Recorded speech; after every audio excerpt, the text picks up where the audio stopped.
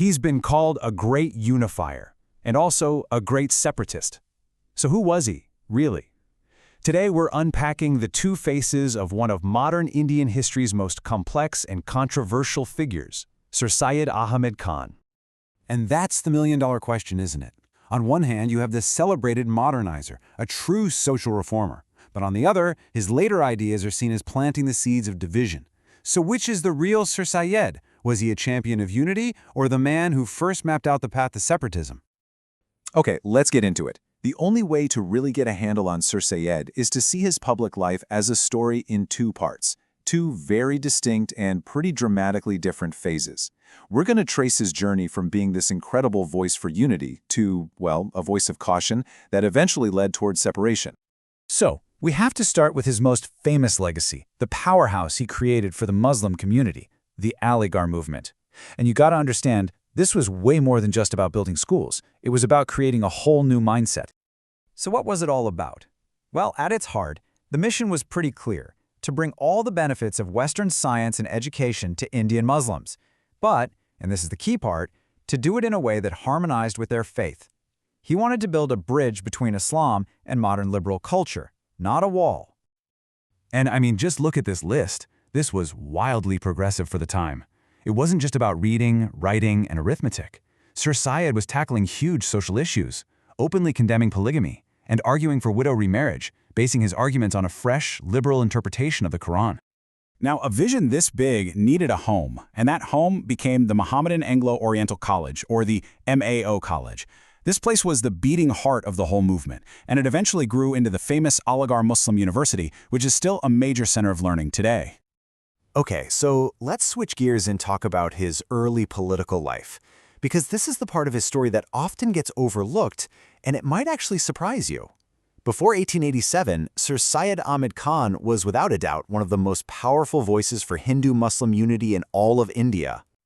Just listen to his words from this period, they're so powerful. He talked about this deep, shared identity, living on the same soil, breathing the same air. For the early Sir Syed, your religion was personal. It shouldn't be a barrier to being part of the same nation. And this quote from 1884, wow, it just spells it out perfectly. He uses the word Qawm, which means nation or community, and he makes it crystal clear that he means everyone, Hindus, Muslims, all part of one body, sharing the good and the bad together. And you know, he really put his money where his mouth was. This wasn't just talk. He asked Hindu rulers for money to build his college. He hired Hindu professors. And get this, in the early years of the college, there were actually more Hindu students than Muslim students. Think about that. He even banned cow slaughter on campus to respect his Hindu colleagues and friends. But then, everything changed. Around 1887, something happens.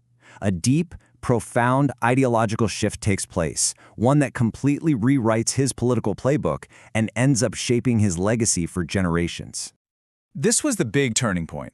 The same guy who championed unity started to argue against representative democracy for India. And his reasoning? Well, he developed this great fear that in a country with a Hindu majority, a simple system of one person, one vote would just lead to Muslims being permanently overpowered and ignored. And his language, it just becomes shockingly harsh. He goes from talking about a shared nation to warning that elections would lead to the utmost degradation for Muslims. It's a shocking, almost unrecognizable transformation. I mean, this slide just puts it in black and white, doesn't it? He goes from "the nation includes everyone" to warning that in a democracy, the bigger group will just crush the smaller one. It's a complete 180-degree turn. Which, of course, brings us to the big question. Why? What on earth could cause such a brilliant intellectual, such a passionate reformer, to do a complete U-turn like that? Well, historians generally agree it wasn't just one thing. It was more like a perfect storm of four interconnected factors.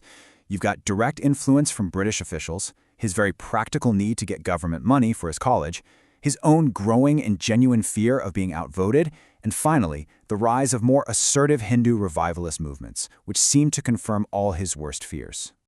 And we have to talk about one person in particular, Theodore Beck, the British principal of the MA College. Beck saw the new Indian National Congress as a threat to British rule. He basically decided to use the classic divide and rule strategy, and he worked hard to create a complete breach between Muslims and the Congress, using his close relationship with Sir Syed to do it. Now, this whole shift, it wasn't just happening in political speeches. You could see the growing division playing out in a really passionate and pretty fierce public debate about language. So you had this showdown, right? On one side, people were pushing for Hindi, arguing it was the language of the majority and had a simpler script. And on the other side, Sir Syed was defending Urdu with everything he had, arguing it was the real common language, a blend understood by everyone, and better suited for official court business. But here's where it gets a little contradictory. Sometimes he would argue that the popular people's language should be the official one. But then, at other times, he'd argue that English, the language of the British rulers, was the best for courts and government. It kind of shows you the push and pull in his own thinking between populism and pragmatism. So where does that leave us? What's the takeaway? Look, there's no question Sir Syed was a real game changer, a modernizer, a reformer, a champion of education. But, and this is the huge but, those later political arguments he made, the ones born out of fear, they became the intellectual foundation for the two-nation theory, the very idea that Hindus and Muslims were separate nations, which, as we know, eventually led to the partition of India. And that's the tough question we're left with, isn't it? How do you remember a man who was both a progressive visionary and a political separatist? Can you separate the two? It's a puzzle that historians and all of us are still trying to figure out today.